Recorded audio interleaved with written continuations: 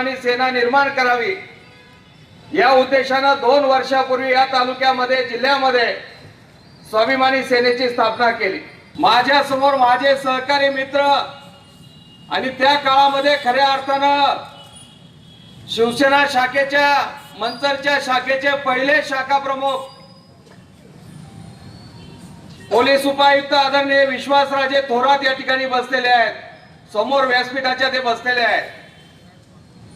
त्यावेळेस देखील आम्ही अशा वेड्या तरुणांनी एकत्रित येऊन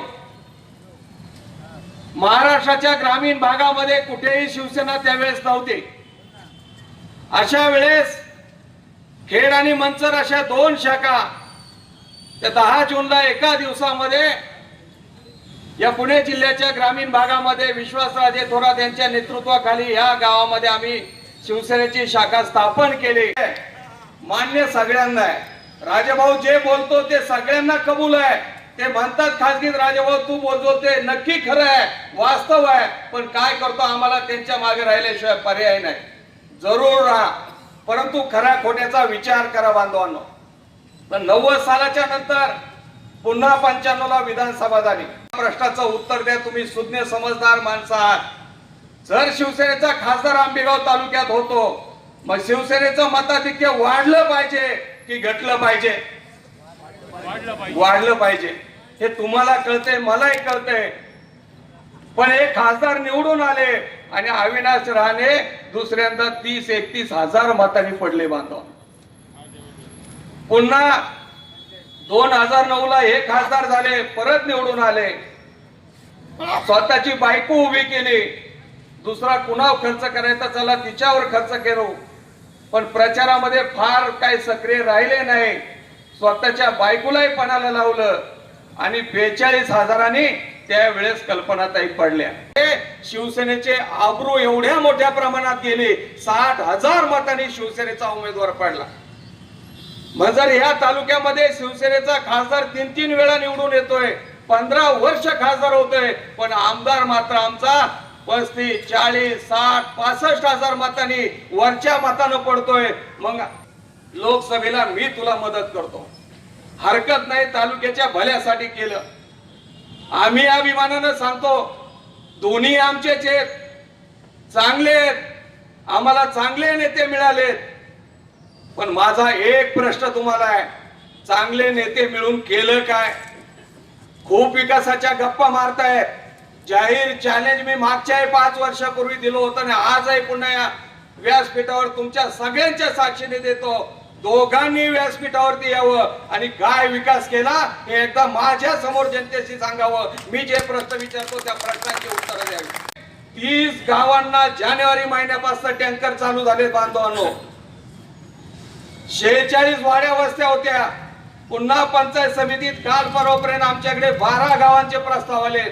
मग जर आज 2019 साली एक बाबा 29 वर्ष या तालुक्याचं नेतृत्व आमदार म्हणून करतोय आणि दुसरे 15 वर्ष खासदार म्हणून नेतृत्व करतायत, तरी देखील 2019 साली या तालुक्यामध्ये 30 गावच्या लोकांना आणि 60 वाड्या वस्त्यांना बांधवांनो प्यायला पाणी नाहीये। ही आंबेगाव तालुक्याची विकासाची गंगा आहे। केलं काय तुम्ही? सुशिक्षित बेकार पुढे बसलेले आहेत, तालुक्यामध्ये वन फिरतायत। कोणता प्रोजेक्ट या तालुक्यातील बेरोजगारांच्या हाताला काम देण्यासाठी तुम्ही आणलाय? एकदा जाहीर व्यासपीठावर येऊन सांगावं। रस्ते केले, पाणी आणलं, म्हणजे फार काही काम केलं असं नाही। आयुष्यामध्ये एक काम वळसे पाटलांनी चांगलं केलं, या तालुक्यामध्ये मंचर सारख्या गावात ग्रामीण रुग्णालय आणलं, नंतर त्याचं उपजिल्हा रुग्णालय केलं। मी अनेक वेळा अभिनंदन केलं व चांगलं काम केलंय आणि त्याच्यानंतर राज्याची तिजोरी त्यांच्या हातात आली, अर्थमंत्री झाले। आम्हाला वाटलं होतं, मी त्यावेळेस पक्षात होतो, साहेब काहीतरी राज्याच्या तिजोरीवरती मोठा हात मारतील आणि या तालुक्यातील गोरगरीब जनतेसाठी वेगळे प्रकल्प उभे करतील, मोठ्या आशेनं सगळ्यांच्या नजरा लागल्या होत्या। ते फक्त 200 कोटी रुपये आणण्याचं काम केलं आणि एक शासकीय इंजिनिअरिंग कॉलेज या तालुक्यामध्ये काढलं। तेवढीच आयुष्यातली एकमेव चांगल्या कामाची पावती आहे बांधवांनो। याच्यापेक्षा जास्त काही मोठं काम केलं नाही। दुसऱ्या बाजूला खासदार साहेबांचं तर फार काय बोलायचं या ठिकाणी बांधवांनो प्रसंग नाही। काही असू द्या, कसंही असू द्या, पण आता वेळ वेगळी आहे. ठीक आहे, पंचायत समितीला तुम्हाला राजाराम बाणखेलेला नाकारायचं होतं. मला माहित नाही काय भानगड होती, काय अडचण होती, राजाराम बाणखेले मध्ये काय कमतरता होती. आजही जाहीरपणाने सांगतो, माझ्यात काय कमीपणा आहे, काय कमतरता आहे, काय दोष आहे. खासदार साहेब व्यासपीठावर त्यांनी या सांगा, राजाभाऊ इथं तुझं चुकतंय.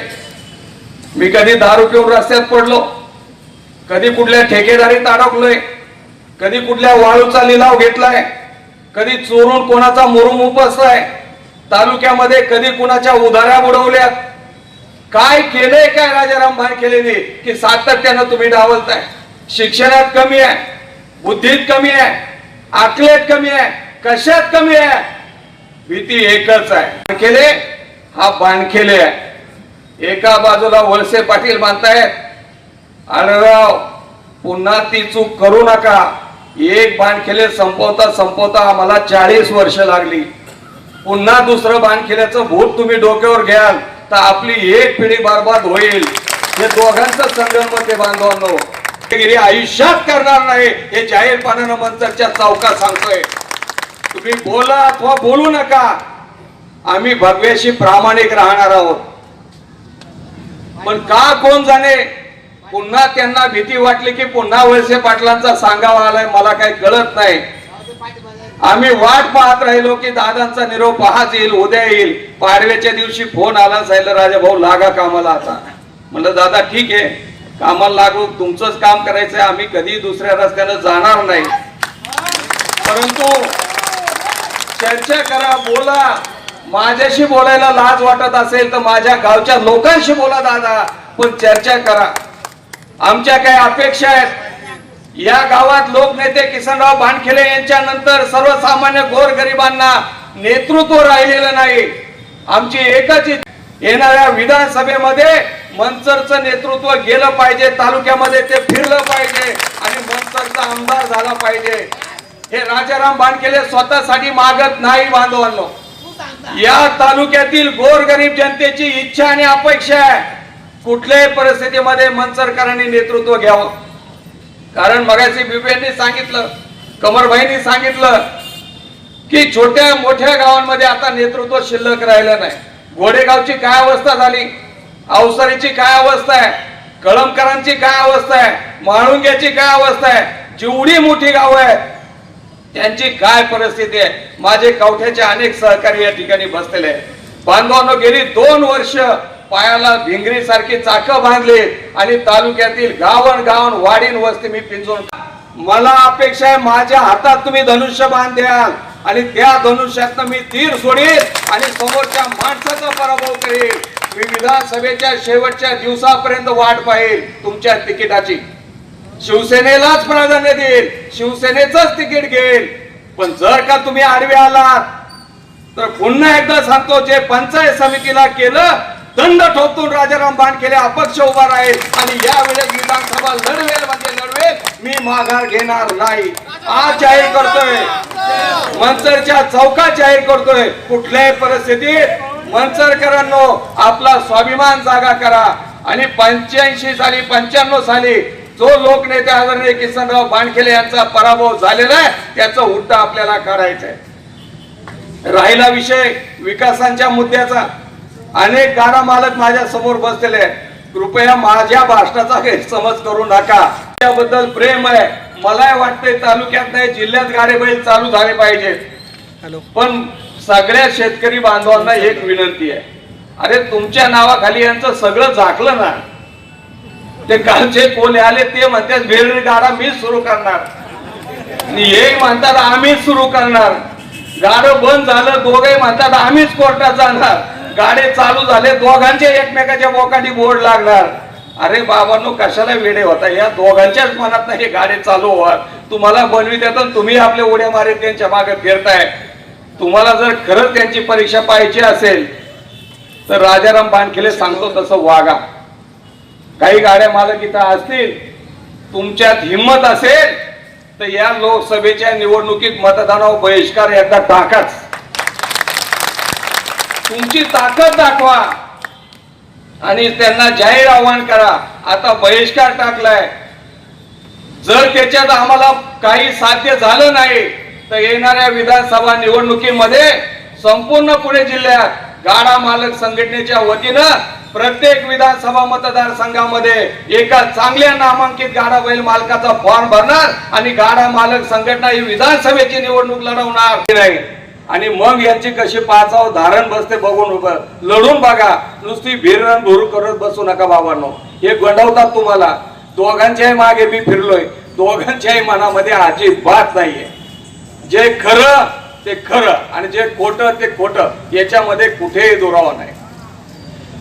मी दादांच्या फोनची प्रतीक्षा करत होतो विश्वासराव. याच्या उलट समोरचे राष्ट्रवादीचे उमेदवार अमोल कोल्हे 4 वेळा फोन आला. परवा रात्री आमचे मित्र विलासराव लांडेंचा फोन आला. म्हणले राजा भाऊ डॉक्टरांना घेऊन रात्रीचं भेटायला येतो. म्हणलं लांडे साहेब माझ्यावरती कृपा करा आणि मला काय भेटायला येऊ नका, कारण मला आता ही लढाई महत्वाची नाही. माझ्या दृष्टीनं पुढची विधानसभेची लढाई महत्वाची आहे. आणि तुम्ही का माझ्या बरोबर आलात, माझ्या घरी आलात का, मग माझं मात्र या तालुक्यातल्या जनतेने वाटोळं केलंच म्हणून समजा. आमची जनता लय वेळी आहे, त्यांचं काही विचारू नका. आणि त्यातल्या त्यात आमचं मनसर तर फार वेळ आहे. त्यांना सांगितलं आणि ते बिचारे तिथंच थांबले. स्वराज्य रक्षक संभाजी या मालिकेतनं त्यांनी संभाजी महाराज घराघरात नेले. अनेक फॅन त्यांचे आहेत. आम्हालाही तुमचं काम अमोलजी आवडतंय, पण तुम्ही त्याच मालिकेत ठीक दिसत होता, तिथंच काम करायला पाहिजे होतं. कारण आमच्या माता भगिनींनी संभाजी महाराज म्हणून तुळशी वृंदानासारखी प्रत्येक घरासमोर तुळशीचं रोप म्हणून तुमची पूजा करायला सुरुवात केली. पण आता हे तुळशीचं रोप गांजाच्या बागेत गेलंय. त्याला काय गांजाचा वास लागल्याशिवाय राहणार नाही बांधवांनो. जाऊन द्या विमानतळ बाहेर गेलं तर, जाऊन द्या 4 तास पुण्याला जाताना ट्रॅफिक जाम झालं तर सहन करू. पण या आंबेगाव तालुक्याला खासदार म्हणून कुंकवाला धनी आहे. भविष्यामध्ये एक काळी किसनराव बाणखेले या तालुक्याचे खासदार खेड लोकसभा मतदारसंघाचे झाले आणि दुसरे खासदार शिवाजी आढळराव या खेडचे पहिले झाले आणि नंतर आता शिरूर लोकसभा मतदारसंघाचे खासदार झाले. बाहेर कुठे आपण गेलो, कसंही पाहिलं तर किमान आपण जाहीरपणानं छाती काढून सांगतो खासदार आमच्या तालुक्याचा आहे. पण खासदार काय दुसरा कोणी होणार नाही बांधवांनो. आज तरी त्या क्षमतेचा माणूस दुसरा कोणी नाही. पवार साहेबांनी आपल्या आमदारांना विचारलं, पण त्यांचं वेगळंच आहे. खासदारकीचं नाव घेतलं का ते अगदी पातळ पाण्यात हागाते. काय कळत नाही मला, काय होत आहे काय नाही. काय कायद्याचा माणूस आहे, एलएलएम झालेला आहे, पण ते दिल्लीत जायलाच नको म्हणते. का दुसरा कोण आंबेगाव तालुक्यात हे सांगा हिरपीर का जो लोकसभेत जाईल आणि त्या ठिकाणी धाडसानं प्रश्न मांडे. दादा तुम्ही आम्हाला विसरा, पायदळी तुडवा, कसेही वागवा, पण आज या शिवाजी चौकामध्ये जाहीर कोला द्यायचा का शब्द? सगळ्यांनी हात वर करून सांगा. जर शब्द द्यायचा असेल तर प्रामाणिक हात वर करा आणि एकदाच म्हणा छत्रपती शिवाजी महाराज की. आणि तुमच्या साक्षीने सांगतो यापुढे भविष्यामध्ये दादा तुम्ही आम्हाला कसंही वागवलं तर चालेल, पण आम्ही मात्र तुमचंच काम करणार, धनुष्यबाणाचंच काम करणार. धनुष्यबाणाचं बटन दाबायचंय आणि या ठिकाणी आपण आपल्या कामाला लागायचंय. उद्यापासून मी माझ्या पद्धतीनं तुमच्या स्टेजवर येणार नाही. तुमच्या तालुक्याच्या घराघरात जाईल आणि सांगेल नारायणगाव एक होतंय, जुन्नर तालुका एक होतंय. आंबेगावकरांनो, मनसरकरांनो सावध व्हा. आज जर वेळ गेली तर पुन्हा आयुष्यामध्ये आंबेगावचा आपला खासदार होणार नाही. त्यामुळे कुठल्याही